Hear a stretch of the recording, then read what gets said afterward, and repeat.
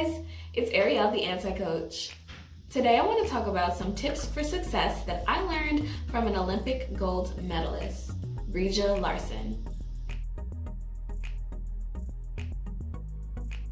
In my MBA program at Quantic, they gave us a webinar session with Breeja. She gave some really great tips on reaching for success, especially when you are coming from a position of being underrated or a position of lack. So I took some notes and I would like to share them with you today. Number 1, when trying to reach an ambitious goal, try to incorporate it in as many places as you can. I think that's pretty self-explanatory, but if you're trying to reach a goal, make sure that you see it on your fridge, you see it on your mirror in the morning, you see it in the car, you're telling your friends about it.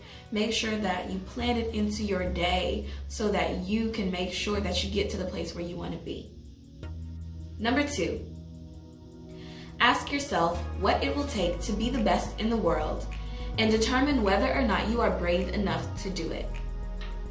So when you're getting to a place where you're deciding, I want to start a business, or I want to build an app or something like that, ask yourself what it will take to really get to the height of that profession, of that industry.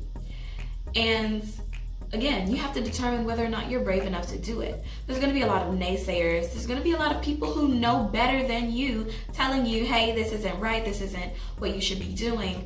But some of the most influential and richest and most successful people in the world went against the better judgments of people who knew better. So you're going to have to be brave enough to do whatever you think is best, regardless of what other people say. Number 3, visualize winning.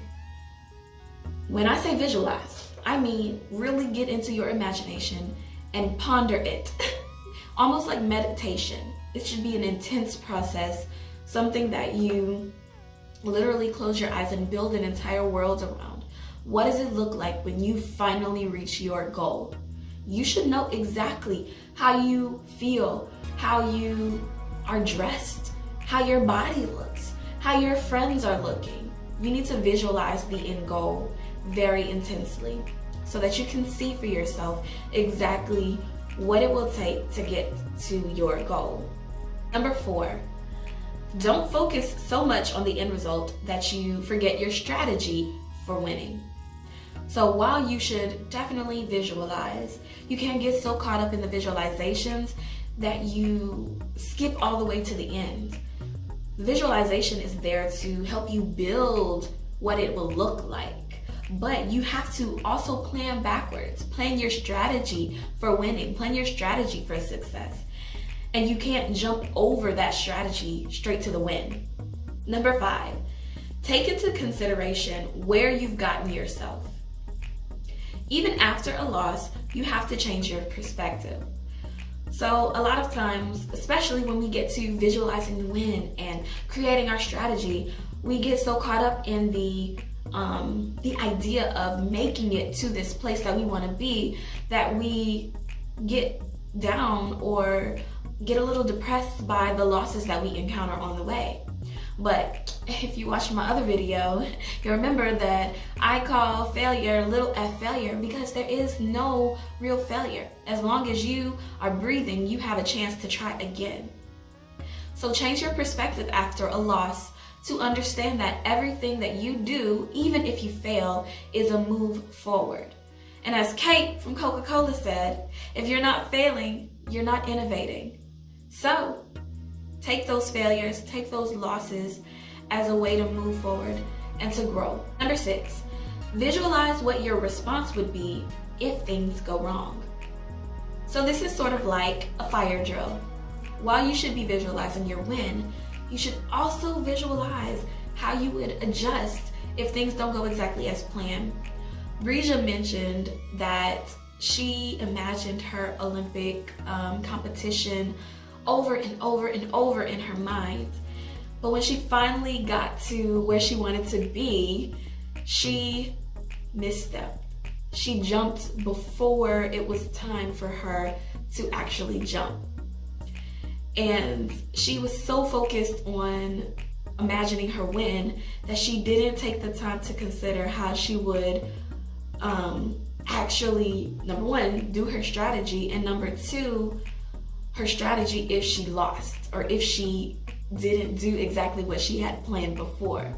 You cannot believe that everything will go perfectly for you all the time. Planning your contingency or giving yourself a way to adjust is the best way to ensure success even after a misstep.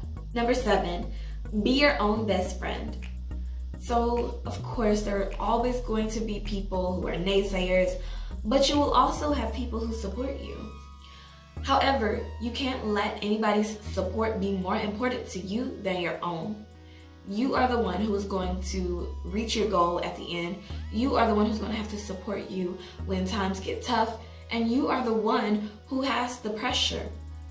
At the end of the day, you have to believe in yourself enough, regardless of what your circumstances look like, to decide that you're going to reach for success, whatever the cost. Number 8, replace your negative thoughts. Of course, we live in the real world, and things aren't always peachy keen, but that doesn't mean that we get to wallow in our negativity. Yes, things may not go as planned. Yes, there is someone who's more successful than you right now. Yes, there are some people who will not like your ideas or who may not even like you. But you cannot turn those thoughts over and over in your head if you are going to reach for a success in whatever it is that you want to do. Repeating negative thoughts in your head is like visualizing failure. We talked about visualizing success earlier, but you can't really do that if you are always being negative to yourself and even to other people. Rehearsing negative thoughts in your mind is a surefire way to make sure that you never reach your goals. Number 9, run the race in chunks. So chunking is a way for psychological endurance.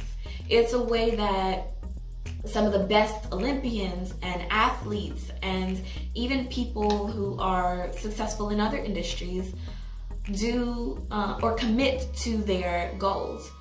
You need to make sure, instead of seeing your goal as a huge insurmountable thing, breaking it up into little bite-sized chunks can make it doable for you. Okay, those were the tips from Breeja, the Olympian gold medalist. And I hope you enjoyed them and got some use from them. If you enjoyed this content and you're excited to see more, please like this video, subscribe, or join our Facebook group. All of those links will be in the description below, and I hope to see you there. Bye.